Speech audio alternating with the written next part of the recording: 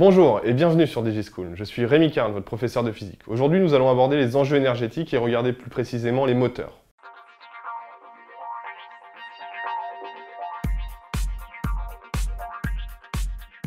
Parlons d'abord du principe des moteurs. Un moteur, c'est un système ici qui va avoir pour rôle principal de transformer une énergie d'une certaine nature dans une énergie d'une autre nature.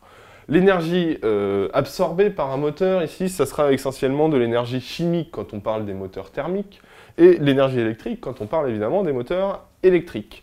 Le moteur, c'est l'entité que j'ai mis ici centrale, c'est le système moteur, le système physique moteur, hein, qui donc transforme des énergies électriques chimiques en énergie mécanique essentiellement, qui sera ici notre puissance utile. Je rappelle ici, puissance absorbée, c'est ce que ça nous coûte, c'est combien ça nous coûte en énergie ou en puissance. L'énergie mécanique ici, bon, je vais parler en termes de puissance, c'est pareil, hein, c'est un facteur temps entre les deux. La puissance utile ici, donc la puissance utile, c'est ce que l'on veut. Hein, la puissance utile, c'est ce que l'on veut de notre moteur. C'est combien, si je te donne 100 d'énergie chimique, combien tu me donnes d'énergie mécanique? Moi, c'est ce qui m'intéresse quand j'appuie sur la pédale d'accélération de ma voiture. Hein, ce que je veux, c'est avancer. Et ensuite, eh ben, on a des pertes thermiques. Donc ici, des pertes thermiques ici, qu'on appelle pertes joule aussi, donc qui sont le fait que le moteur chauffe, hein, quand on accélère, le moteur chauffe. Alors, revenons encore une fois dans l'idée que les moteurs, en tant que système physique, génèrent donc des pertes joule énergie thermique, mais qu'il faudra évidemment considérer, pourquoi pas, comme étant aussi des énergies utiles, en hiver par exemple, pour chauffer l'habitacle de notre voiture. Donc quand on regardera le moteur dans le contexte voiture, hein, on pourra aussi considérer que l'ensemble des pertes thermiques ne sera pas forcément des pertes brutes, hein, mais qui pourra rentrer aussi dans le cycle des puissances utiles. Trois types de moteurs essentiellement. Le moteur à explosion, dit moteur thermique, 2 ou 4 temps. Le moteur électrique, donc le moteur électrique, il y en a plusieurs gammes, moteur synchrone, asynchrone, moteur pas à pas, etc. Donc tout ça, ça sera dépendant du principe de fonctionnement du moteur électrique. Et ensuite, le moteur hybride, qui est l'hybridation justement de ces deux technologies. Donc pas de technologie miracle ici. Hein. Le moteur thermique, c'est un moteur qui vient de la compression et de l'explosion d'un mélange d'air et d'essence, essence dérivée de pétrole, hein, ou de diesel, etc. Le moteur électrique qui repose sur des principes d'électromagnétisme, le fait qu'on ait un aimant permanent et des bobines qui font tourner un champ magnétique, hein, qui permet la rotation de l'arbre moteur, et le moteur hybride qui hybride justement ces deux technologies. Parlons maintenant des innovations qui ont marqué ce début du siècle.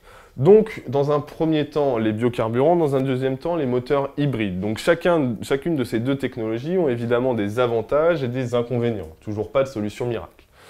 Donc, un biocarburant a pour avantage d'être écologique, plus écologique en tout cas. Hein. C'est pas parce que vous roulez au biocarburant que vous êtes zéro carbone en émission. Hein. Économique en termes d'énergie fossile, donc qui nous permet d'éviter de ponctionner de l'énergie fossile, qui, on le sait, sont des ressources qui vont très vite s'épuiser. C'est facile à utiliser, les procédés sont plutôt simples et qui limitent les émissions de CO2.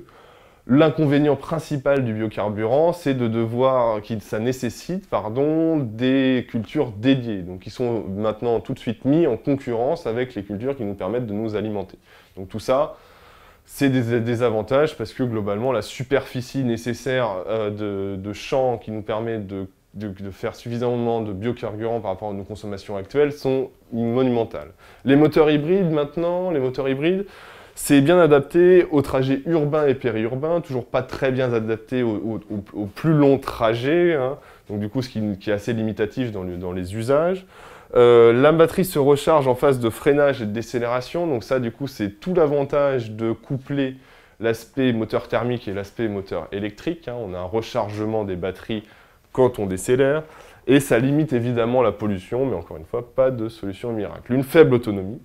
Donc une faible autonomie pour les moteurs hybrides, mais c'est aussi la même problématique pour les moteurs électriques. On manque de bornes pour les recharger, donc ça c'est encore des plans d'urbanisme qui ne sont pas encore tout à fait adaptés pour accueillir ce genre de moyens de transport, et qui nécessitent de produire plus d'énergie électrique évidemment, et comme je le disais dans une autre vidéo, qui dit produire de l'énergie électrique, quel que soit le moyen, contient forcément des désavantages. Donc voilà pour les principales nouveautés. Il y a encore beaucoup d'innovations qui sont dans le domaine de l'électrique, beaucoup qui sont évidemment dans le domaine de la production électrique, hein, avec les nouvelles générations de cellules photovoltaïques, mais aussi beaucoup d'innovations qui visent à réduire évidemment les consommations d'énergie pour le domaine du transport et en particulier sur les moteurs. Voilà, c'est tout pour aujourd'hui. J'espère que cette vidéo vous aura plu. N'hésitez pas à consulter les autres supports de cours qui portent sur le sujet. À très vite!